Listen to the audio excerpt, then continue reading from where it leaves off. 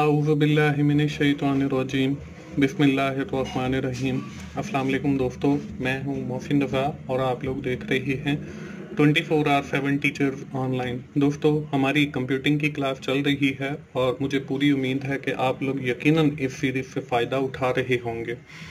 दोस्तों, जिन दोस्तों ने अभी तक मेरा चैनल सब्सक्राइब नहीं किया है वो जल्दी से मेरा चैनल सब्सक्राइब कर लें और साथ ही बेल के आइकन पर भी क्लिक कर लें ताकि मेरी हर आने वाली वीडियो, हर आने वाला लेक्चर आप लोगों तक पहुंच सके और आप उससे सीख सकें।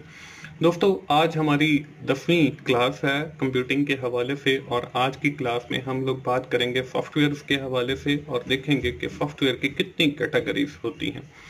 दोस्तों, आज की क्लास शुरू करने से पहले हम लोग ये देख लेते हैं कि हमने अपनी पिछली क्लास के अंदर क्या पढ़ा था।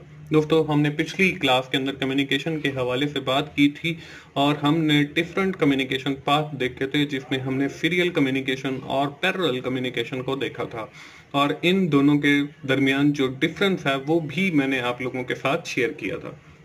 इसके बाद हमने पाइपलाइनिंग का एक कॉन्सेप्ट देखा था, that will use to increase the speed of throughput. उसके बाद हमने ऑपरेटिंग सिस्टम की बात की, these are use to control the resources of CPU. इसके साथ हम लोगों ने हिस्ट्री ऑफ ऑपरेटिंग सिस्टम की बात की। In this we have seen the 90s 40s to 1950s के दरमियान जो ऑपरेटिंग सिस्टम था उसके हवाले से देखा। फिर हमने कुछ ऑपरेटिंग सिस्टम के हवाले से कॉन्सेप्ट्स थे उनको देखा था।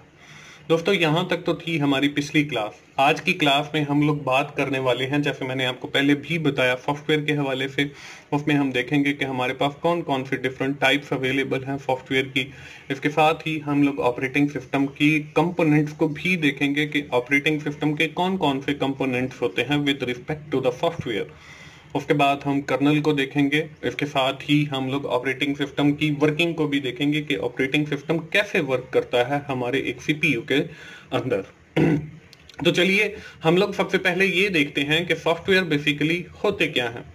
Software is a set of program to solve a particular problem. कि हमारे ये एक कुछ सेट ऑफ प्रोग्राम्स होते हैं जो किसी भी एक प्रॉब्लम को सॉल्व करने के लिए यूज किए जाते हैं। Following are the main categories of software.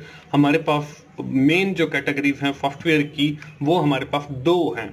एक हमारे पास एप्लीकेशन सॉफ्टवेयर है, दूसरे हमारे पास सिस्टम सॉफ्टवेयर है। System software can be categorised further. इनको मजीद कैटेगराइज किया गया है into the utilities and operating system. अब हमारी जो यूटिलिटीज हैं और ऑपरेटिंग सिस्टम है, इनके नीचे फर्दर ऑपरेटिंग सिस्टम के अंदर ऑपरेटिंग सिस्टम के जो कंपोनेंट हैं, एक यूजर इंटरफेसेस और दूसरा हमारे पास कर्नल मौजूद हैं। तो ये एक हायरार्की बन जाती है सॉफ्टवेयर की। दोस्तों, अब हम बारी बारी देख लेते हैं कि ये हैं क्या। सबसे पहले हम देखते हैं जी एप्लीकेशन सॉफ्टवेयर। एप्लीकेशन सॉफ्टवेयर क्या है? Application software is any program और group of program that design for end user. कि जो आपके एंड यूजर के लिए, जिसने कंप्यूटर को इस्तेमाल करना है, उसके लिए बनाए जाते हैं। इन एप्लीकेशन सॉफ्टवेयर को हम एंड यूजर प्रोग्राम्स भी कहते हैं। यहाँ पे आपको स्क्रीन पे नजर आ रहा है, इसमें माइक्रोसॉफ्ट वर्ड है, माइक्रोसॉफ्ट एक्सेल है, माइक्रोसॉफ्ट पावर पॉइंट है। तो ये सारे जितने भी सॉफ्टवेयर हैं ये हमारे एप्लीकेशन सॉफ्टवेयर हैं। इसके बाद हमारे पास जो दूसरी कैटेगरी आती है वो है हमारे पास सिस्टम सॉफ्टवेयर। अब सिस्टम सॉफ्टवेयर क्या होते हैं? सिस्टम सॉफ्टवेयर आर दो software which actually run the hardware. ये आपके ऐसे सॉफ्टवेयर हैं जो आपके हार्डवेयर को चलाते हैं। इसमें आपके पास विंडोज आ जाती है, विंडोज 2000 है, विंडोज एक्सपी है, आपके पास विंडोज विस्टा है, विंडोज 10 अब जो है हमारे पास लेटेस्ट ऑपरेटिंग सिस्टम सॉफ्टवेयर है। इसके बाद हमारे पास यूटिलिटीज सॉफ्टवेयर आ जाते हैं। यूटिलिटीज सॉफ्टवेयर के अंदर हमारे पास utilities software is the software design to help and analyse, configure, optimise और मेंटेन द कंप्यूटर। जो आपके कंप्यूटर को एनालाइज करते हैं, जो आपके कंप्यूटर को कॉन्फ़िगर करते हैं, जो आपके कंप्यूटर को ऑप्टिमाइज करते हैं, वो सारे आपके पास यूटिलिटीज सॉफ्टवेयर हैं। इसमें आपके पास एंटीवायरस के सॉफ्टवेयर हैं, इसमें आपके पास कंप्रेशन के सॉफ्टवेयर हैं और फ्रेगमेंट के सॉफ्टवेयर हैं। ये सारे जो सॉफ्टवेयर हैं इनको हम यूटिलिटी सॉफ्टवेयर कहते हैं जो सीपीयू से नॉर्मली रिलेटेड होते हैं।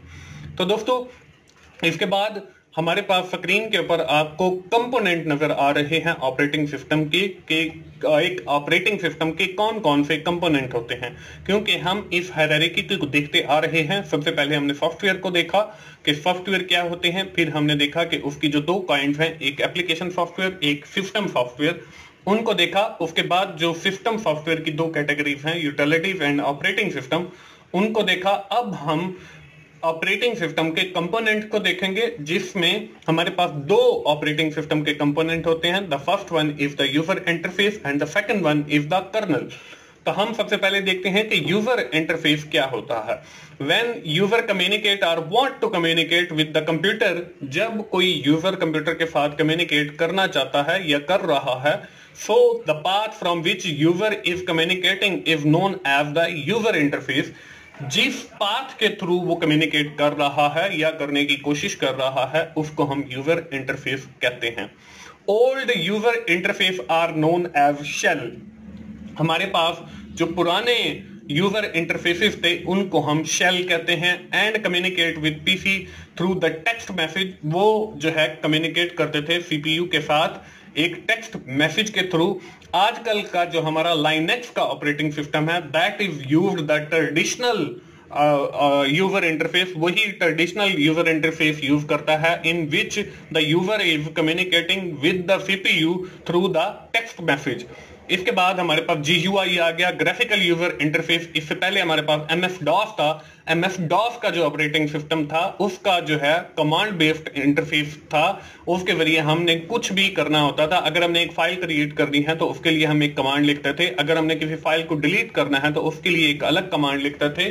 तो हर ऑपरेटिंग सिस्टम के अंदर GUI, ग्राफिकल यूजर इंटरफेस आजकल आ गए हैं। लेकिन बिफोर दैट GUI से पहले जो है वो आपके पास कमांड बेस्ड या टेक्स्ट बेस्ड जो है यूजर इंटरफेसेस हुआ करते थे। इसके बाद बात ही आती है जी कर्नल की। दूसरा कंपोनेंट है ये हमारे ऑपरेटिंग सिस्टम का। Core part of operating system is known as the colonel.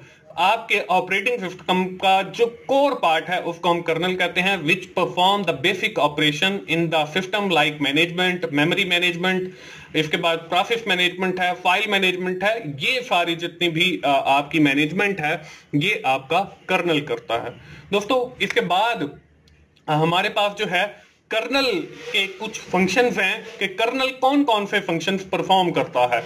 Colonel जो है वो हमारे पास फाइल मैनेजर के तौर पे भी काम करता है। File can be grouped into the folder. ये जो हम अपने कंप्यूटर के अंदर मुख्तलिफ फोल्डर्स बनाते हैं और उन फोल्डर्स के अंदर हम अपनी फाइलिंग ग्रुपिंग करते हैं। These are all performed by the kernel. Behind the scene kernel इनको परफॉर्म कर रहा होता है। File can be store on map storage. हम काम कर रहे हैं सीपीयू के ऊपर। First of all our application और file is store on the RAM. Random access memory के ऊपर फाइल हमारी सेव होती है। उसके बाद जब हम उसको सेव करते हैं या अपना कंप्यूटर बंद करने की कोशिश करते हैं तो उस सूरत में हमारी जो रैम के ऊपर डेटा है वो हमारा मैप स्टोरेज के ऊपर सेव किया जाता है। और this operation is also done by the kernel. ये भी कर्नल करता है। मैनेजिंग ऑल दी फाइल, हमारे पास जितनी भी फाइल्स की मैनेजमेंट है वो भी कर्नल करता है। इसके बाद डिवाइस ड्राइवर आते हैं जी। डिवाइस ड्राइवर क्या है? Software communicate with the controller. अब हमने पहले भी पढ़ा है पिछले प्रीवियस लेक्चर्स के अंदर कि हमारी हर डिवाइस का जो है एक कंट्रोलर है जो कम्युनिकेट करता है सीपीयू के साथ। इनको हम डिवाइस ड्राइवर्स कहते हैं। ट्रांसलेट द जेनेरिक रिक्वेस्ट, ये हमारी जो जेनेरिक रिक्वेस्ट होती है सीपीयू को उनको परफॉर्म करता है। स्पेसिफिक रिक्वेस्ट, जैसे हम अपने कीबोर्ड से जो है कंट्रोल P टाइप करते हैं तो this is called a specific request to print. हमारी ये एक स्पेसिफिक रिक्वेस्ट है किसी भी डॉक्यूमेंट को प्रिंट करने के लिए। इसके बाद हमारे पास जो है मेमोरी मैनेजर होता है। अब कर्नल के साथ मेमोरी मैनेजर का क्या? मेमोरी मैनेजर क्या करता है? Coordinate with the main memory. ये मेन मेमोरी के साथ कोऑर्डिनेट करता है and also tell us which memory is free and which is occupied, के कौन सी मेमोरी जो है वो ऐसी है जो आपके पास फ्रीली अवेलेबल है और कौन सी मेमोरी आपके पास ऐसी है जो आपकी अभी फ्री नहीं है। Which memory is assigned to which application, और साथ ही हमें ये भी बताता है कि कौन सी मेमोरी कौन सी एप्लीकेशन को जो है एलोकेट की गई है, असाइन की गई है। तो ये मेमोरी मैनेजर का काम है। इसके बाद हमारे पास पेजिंग का एक कॉन्सेप्ट है। पेजिंग क्या है?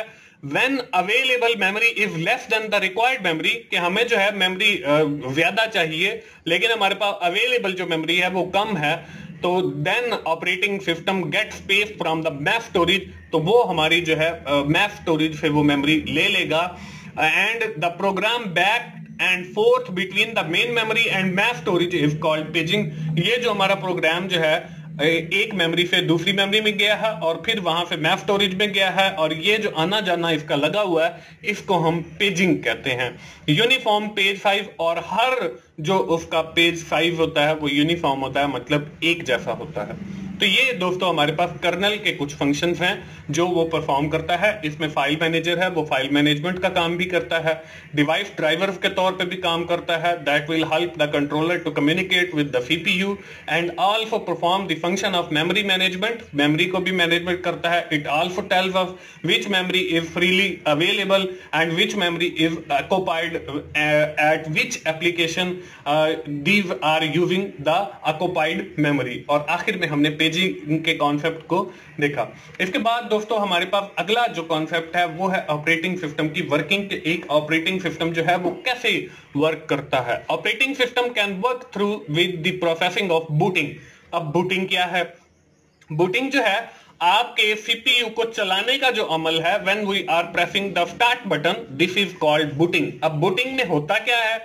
बूटिंग के अंदर हम लोग जो है अपना जो हमारा मेन मेमोरी के अंदर चीजें पड़ी हैं उसको बूट करते हैं ऑन द ऑपरेटिंग सिस्टम। वो आपकी जो फर्स्ट में जो फाइलें बूट होती हैं, फिर आपका सीपीयू रन होता है। इसमें हम देख लेते हैं क्या क्या होता है। Starting computer known as booting, आप अपने कंप्यूटर को स्टार्ट करने का जो अमल है that is known as the booting. Program is available in main memory, आपका जो प्रोग्राम है या ऑपरेटिंग सिस्टम है वो मेन मेमोरी के ऊपर जो है पड़ा हुआ होता है, अवेलेबल होता है। When PC started, then it load to the RAM for execution। फिर जब आप अपने पीसी को स्टार्ट करते हो तो ये आपका जो प्रोग्राम या आपका ऑपरेटिंग सिस्टम जो मेन मेमोरी के ऊपर पड़ा है that will load on the RAM, ये रैम के ऊपर लोड किया जाता है और फिर उसको एग्जीक्यूट किया जाता है। और ये प्रोसेस दोस्तों इतनी तेजी के साथ होता है कि हमें इसकी प्रोसेसिंग नजर नहीं आती, कि जब भी हम पीसी ऑन करते हैं वो कुछ थोड़ा सा टाइम लेता है। इससे पहले जो हमारे पास ऑपरेटिंग सिस्टम हुआ करते थे विंडोज एक्सपी के, बल्कि अब भी आपने देखा होगा कि विंडोज 10 के अंदर भी नॉर्मली जब आप पीसी स्टार्ट करते हैं तो वो एक डॉट डॉट सर्कल के अंदर घूमते हैं, तो वो बेसिकली आपका बूटिंग का प्रोसेस चल रहा होता है और उसमें आपका जो प्रोग्राम या ऑपरेटिंग सिस्टम है वो लोड किया जा रहा होता है ऑन रैम, और जब रैम के ऊपर वो लोड हो जाता है तो आपका पीसी स्टार्ट होता है। Main memory to map storage, main memory से मैप स्टोरेज के ऊपर रैम, रैंडम एक्सेस मेमोरी और रोम, रीड ओनली मेमोरी। तो ये आपका बूटिंग का कॉन्सेप्ट है। इसके बाद है जी बूट लोडर। अब बूट लोडर क्या करता है? It store in permanently store in ROM, ये आपकी रोम के ऊपर मेमोरी को जो है रोम मेमोरी के ऊपर जो है वो परमानेंट चीजों को स्टोर करता है। इट हेल्प्स इन बूटिंग, ये लोडर जो है बूटिंग के अंदर आपकी हेल्प करता है। It smart in smartphone it load from flash memory, non volatile memory, ये फ्लैश मेमोरी के ऊपर वर्क करता है स्मार्टफोन के अंदर। विच मेमोरी इज ऑक्युपाइड, और हमें ये भी बताता है कि ये कौन सी मेमोरी ऑक्युपाइड है। इसके बाद हमारे पास दोस्तों आज की क्लास जो है हम यहीं पे कंक्लूड करते हैं और देखते हैं कि आज की क्लास के अंदर हमने क्या पढ़ा है। आज की क्लास के अंदर हमने अपनी डिस्कशन सॉफ्टवेयर से शुरू की।